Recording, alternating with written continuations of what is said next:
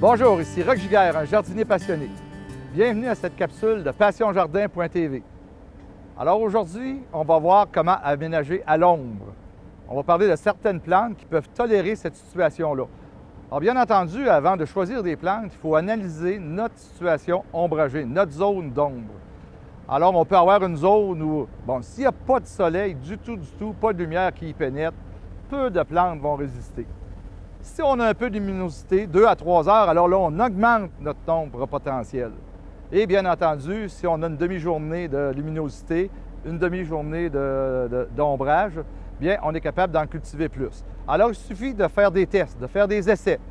Une première plante qui va très bien à l'ombre, c'est le Coleus. Ici, on en voit environ 6 variétés. Alors, on voit une belle qui est sortie en 2009, Minmoka, feuillage très découpé. On voit Henna, feuillage jaunâtre et le dessous rouge vin. C'est ça qui est intéressant aussi. Lorsqu'il vente, on voit le dessous de son feuillage. Un feuillage vert qui s'appelle Electric Limb, vert-jaune, qui vient bien contraster les deux, son voisin, Rusté, Frosté, qu'on voit ici, et Redhead, enfin, une couleur rouge pourpre qui s'agence bien avec le jaune.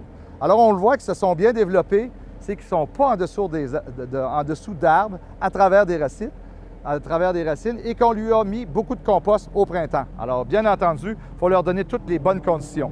Et, petit truc, enlever les fleurs pour qu'ils se développent bien. Alors, les Coleus, on ne cultive pas ça pour les fleurs, on cultive ça pour la beauté du feuillage.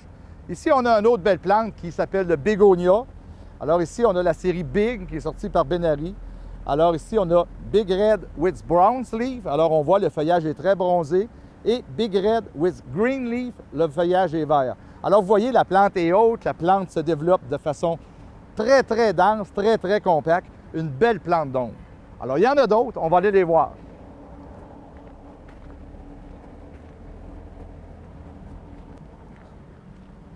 Alors, on continue avec les bégonias. Alors, tantôt, on a vu des bégonias qui sont plutôt érigés, qui sont debout.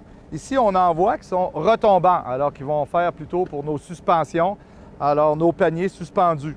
Alors, on en voit un premier ici qui est la série Illumination, qui s'appelle Peach and Cream, qui va être nouveau en 2010.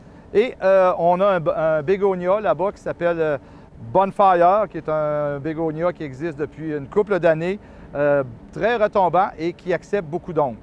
Une autre plante qui accepte une situation d'ombrage quand même assez forte, c'est l'impatience.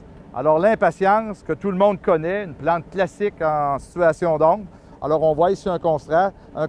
On en voit une presque cerise, l'autre un peu orangée et une autre blanche. Alors, on voit qu'on est capable de mettre de la couleur et faire quand même nos contrastes de couleur dans une situation ombragée. Et une dernière plante qu'on va voir, une plante que j'aime beaucoup, qui fait un retour en horticulture, un retour très remarqué, ce sont les pensées, ce qu'on appelle les violas. Alors, auparavant, on disait, les pensées, c'est fait seulement pour le printemps ou l'automne.